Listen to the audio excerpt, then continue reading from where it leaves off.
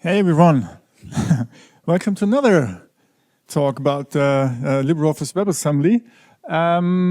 Yeah, there's a sandwich of this is a sandwich between the one from Moritz. There's another one right after this from Stefan about the like down to the metal, like the very many details about the technology that we're using there. So what I'm doing now is a bit more high level, a bit of the history, how we got here, where we are, and kind of complementing a little bit what Moritz was already mentioning about what it's in store for the future. So yes, that's me. I have a history with this project. I've been working with the code base for almost 24 years now, no, but more than almost 25 years now.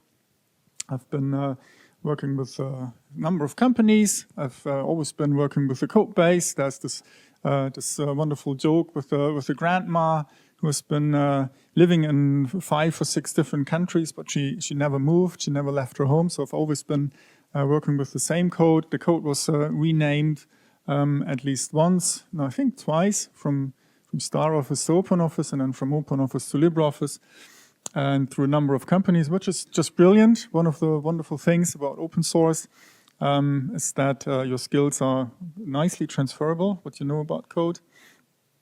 And right now I'm having some great team of people working on LibreOffice and other interesting things at Allotropia. So what is LOWA or LibreOffice WebAssembly in the first place? That's running LibreOffice in a way that is just natural to the project, which means porting it as it has been ported to many other platforms, but in this case porting it natively to the web browser.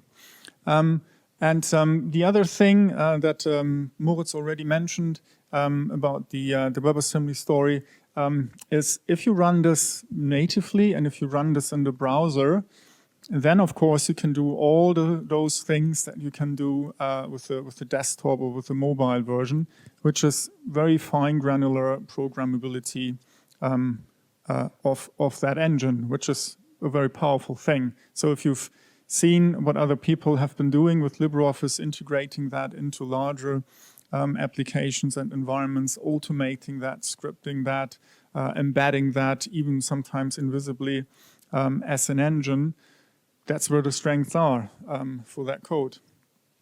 A bit of a footnote, WebAssembly, hopefully not too redundant, shorthand WASM, W-A-S-M, was announced in 2015. Moritz was already mentioning it. There was some demo MVP with this ASM.js, and then formally announced it as a web standard.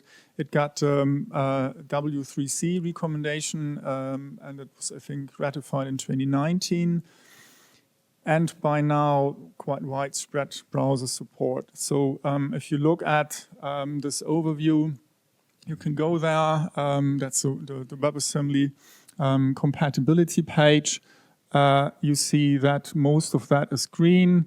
There's active development all the way down there in the implementation phase. So all of that signals and all of that tells you that this is an integral part of the web stack by now with active development and standardization. There's a few laggards. Moritz mentioned it, like with the Safari becoming the new Internet Explorer, kind of lagging behind in terms of standard support, but they will get there eventually. And if you look at where this is all running, you notice that there's not much of a difference between desktop and mobile. So all the demos that we've been showing and all the stuff that we're doing that runs equally on your phone or on your tablet. It is still relatively memory hungry in comparison, but there are large websites out there which are not far from the requirements that we see. So overall, the trajectory of the economy, of the of the ecosystem. And also if you look at the trajectory of the hardware of the phone that you have in your hands, that's going to be, even if it's a problem today, it's not going to be a problem tomorrow. I'm pretty confident about that. Right. That was that. Oh, the other thing that inspires confidence in that platform is the number of projects and the number of products that have been ported to WebAssembly or that are using WebAssembly as integral parts of their technology. For example, Figma, Cloudflare, AutoCAD got the entire application ported to WebAssembly. So there's quite a large industry, both support for that and also a need to use that as a platform. So that's, I think, a good place to be in. Also, large parts of open source libraries have been ported. So, for example, if you want to do crypto in your browser, or if you want to do PDF stuff in your browser or some rendering, it's a nice thing then being able to use a library and do that natively, relatively quickly, like at least compared to JavaScript in your browser. Why? Well, why not? You can ask, but there's more than just why not if it's a business decision. So browser, I mean that's mostly true. Browser is the new operating system. So many things are working well and portably so because they're running in a browser. The browser is a well understood, well engineered, well supported, and relatively compatible and interoperable environment. So far with a number of players there. It's a question, of course, hard to say. I don't have my crystal ball working today. What's going to be in 5 years or in 10 years, whether we got another monopoly there with just one operating system vendor for the browser. But so far, there's quite some different implementations and, as I said, large industry support for that and a ton of innovation and progress. So the amount of money and the amount of smart people working on that platform is quite staggering. Then with the client-side part of LibreOffice, of course, there's latency, scalability advantages to that. There's also possibly data protection, end-to-end encryption advantages if you want to do something very close to where the user is, and you don't want to have any server interfering, and you don't want to have any leakage of any secret or knowledge back to the server. Then doing a client-side is the only way, pretty much. Technology, I think, is well established, so that's not a blocker. There are, beyond that, of course, there's clear needs. I mean, there's other ways to have that sort of technology available client-side, but to the best of my knowledge, almost all of them require signing up with some US hyperscalers or other like outside EU jurisdiction people and having something open source that you can control, that you can self-host, and on top of that, that only runs on your client side where there's nothing secret being sent to any server that that's not under your control. I think that's a big advantage in this day and age. Beyond the fact, of course, that hyperscalers tend to be, let's say, doing what they want rather than what you want. So that's another advantage. Then if you go for something open source, that gives you some level of control that you wouldn't find elsewhere. And the last one, why we're doing all of this, is that the line of business applications, which tends to have this very, very deep integration into whatever Office suites they're plugging into, that is happening now. So they tend to be relatively laggard in terms of what's like technology uptake, but it's happening now, so we feel like this is the right moment to address that. While LibreOffice, again, why not? But LibreOffice, beyond the fact that, of course, we're all attached to the project, is just brilliantly suitable. Like the DNA of the project has always been to be super portable. Even before LibreOffice was established as a project, It came out of a Linux distribution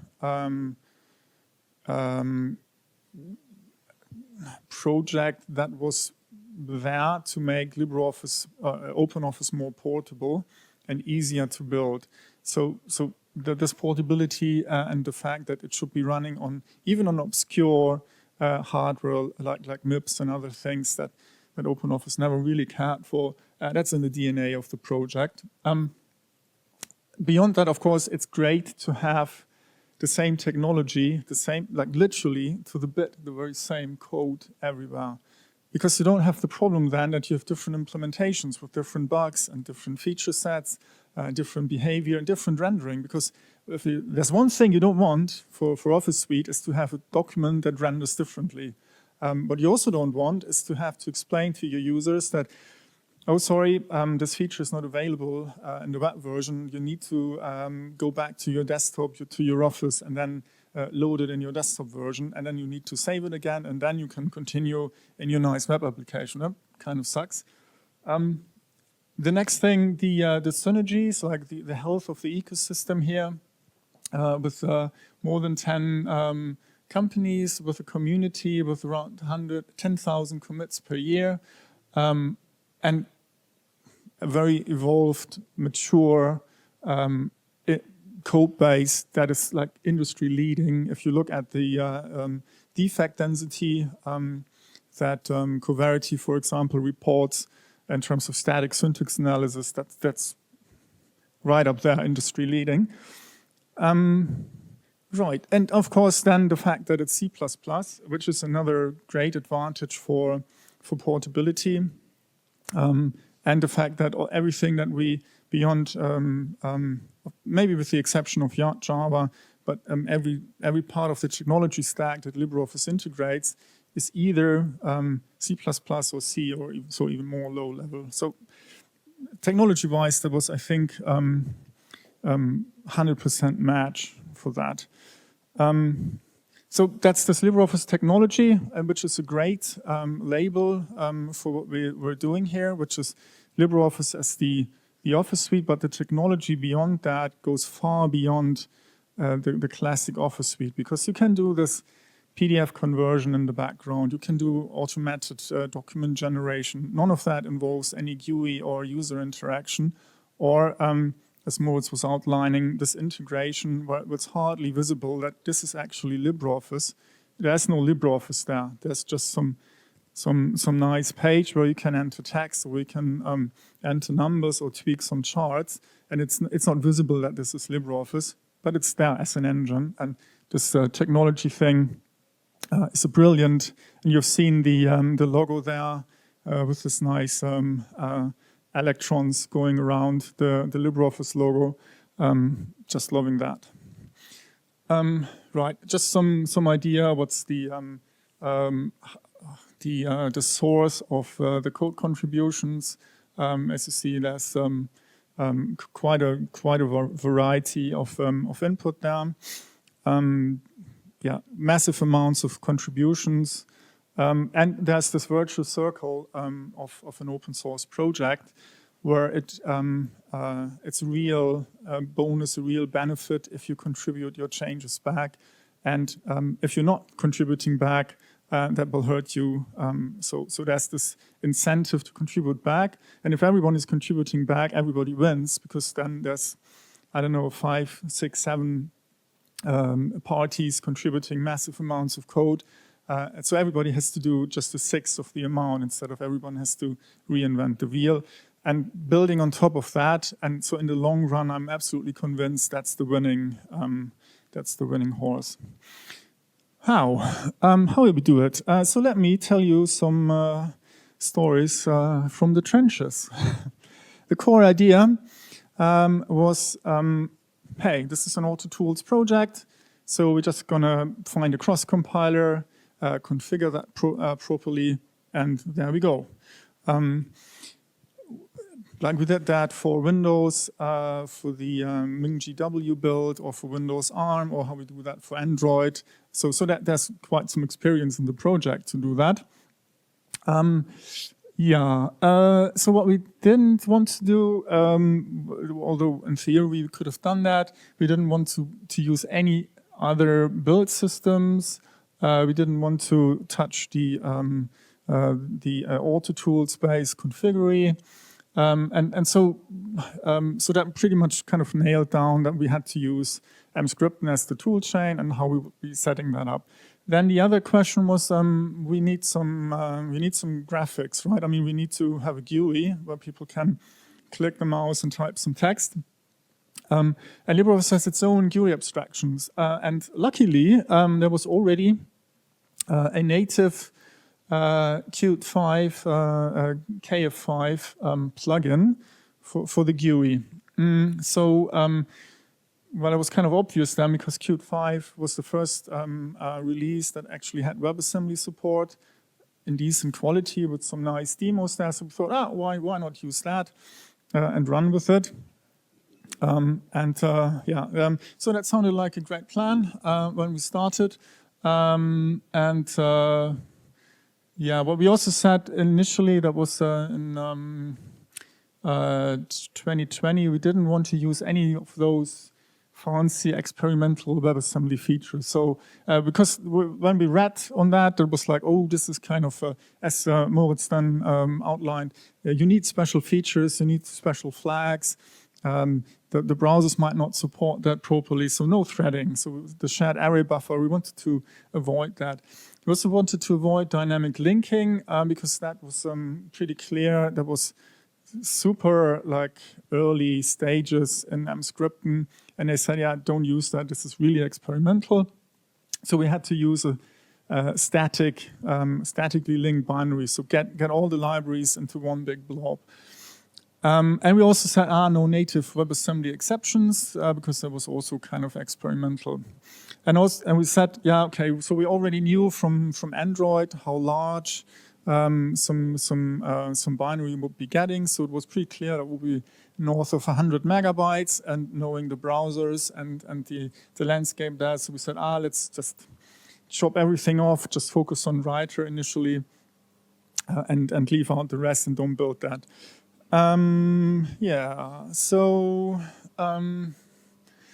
Let's see how that worked out. We started, as I said, in 2020. Big shout out to NLnet for providing of course, the European Union with the Horizon 2020 for providing the initial funding for that. All of that would not have happened without that seed funding from NLnet, which massively helped to bootstrap that. So the initial work was more than a year. We did invest significantly from Allotropia, but we wouldn't have started without that seed funding. So that's that was of great help.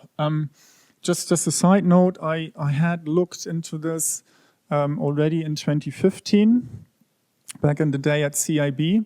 And there were two reasons why nothing happened. First was that it was way too early. Samuel was having some initial experiments there. So it was just the entire platform was completely immature.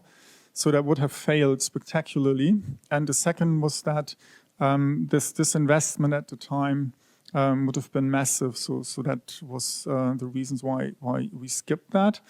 But it looks like in 2020, maybe if we would have started half a year later, it would have been slightly better. But apparently we hit a sweet spot there. So the platform was there, the funding was there.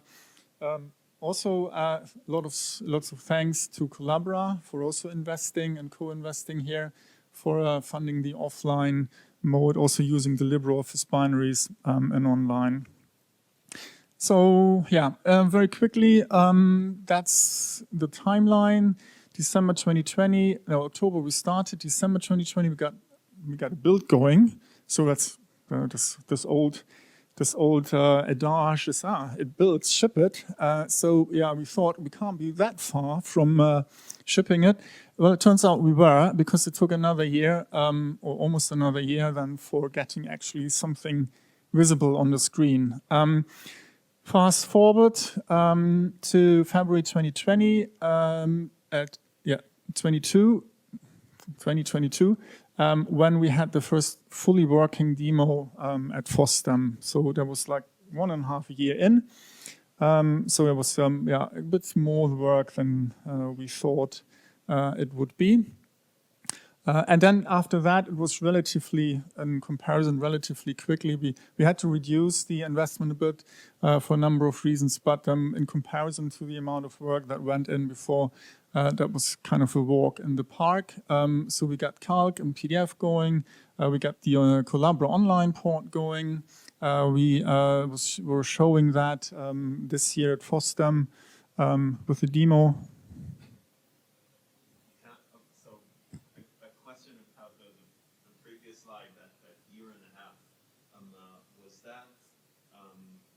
Spent working on the LibreOffice side of things, or mostly other tools, WASM, libraries, and scripting, and all the surrounding projects to support the effort? So the question was whether the 1.5 years, whether that was mostly spent on LibreOffice, or whether it was the support and tooling that we had to improve.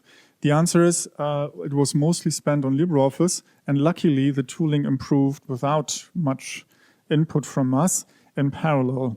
I will get to that in a second. But the real work was tackling the build system, getting it to link into one, because no one ever did that before, linking it all into one static binary. The Android port, actually, when we looked at it, did not do that. There was still some libraries. Also, it was done manually, so there was some hard-coded list of, I need this, and that unit component, and then stick it all in, which was kind of brittle, especially since we wanted to strip lots of things out. So having this, still crashing, let's add some more, still crashing. There was this. Then there were at some stage, it took about north of, I think, something like 75-ish gigabytes of core memory to just link it. So there was nothing that you could do on this back in the day on the standard developer machines. So we had to actually go rent some cloud boxes and do the link, the compilation, the development there. So all of that slowed things down massively. But all of that has improved. So it was quite amazing to see what was ongoing there and still ongoing in the M-script and all the wider landscape there. I need to speed up a bit. So, right, so challenges, lots of them. The platform, as I said, was not as great as we thought it would be when we started, but it's improving like almost on a daily basis. We underestimated the size of the problem in several ways, both in the terms of like how much code needs changing, but also in the size of the resulting binaries, this link time demands, and all of that. There are some problems with heap size because WebAssembly 32 bits tops out at 4 gigabytes. Effectively, you can probably use a gigabyte-ish per usefully per browser tab. So that's a bit less than people are used from a desktop. Still, given that this is still the same code essentially that was running in the 90s, we're relatively confident that you can still do useful work even with a slightly constrained environment. Development was horrible. The experience there, we'll get to that also in a second. The sizes here, Moritz was mentioning them. Right now we get, I think, 32 max as of today, or is it 35 still? For the around, so we can kind of get it down. We got it down quite a bit from the 150-ish megabytes that we had before.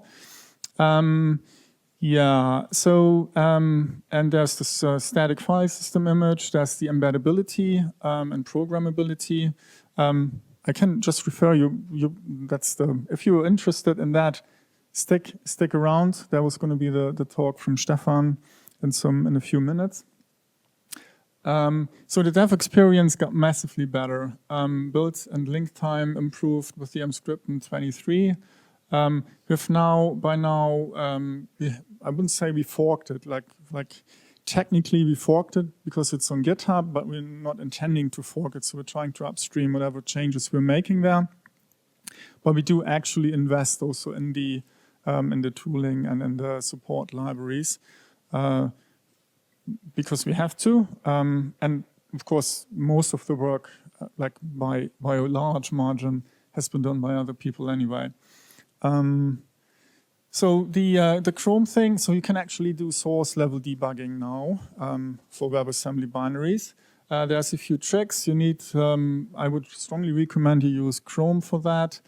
There's an extension for it. I also strongly recommend you use the Dwarf debugging symbols format because it decouples the symbols from the actual binaries, so you don't need to pay the price of a gigabyte to download into your browser. So the debug extension can kind of pick the bits that it needs, and then it's kind of working okay. There's some details here how to set that up.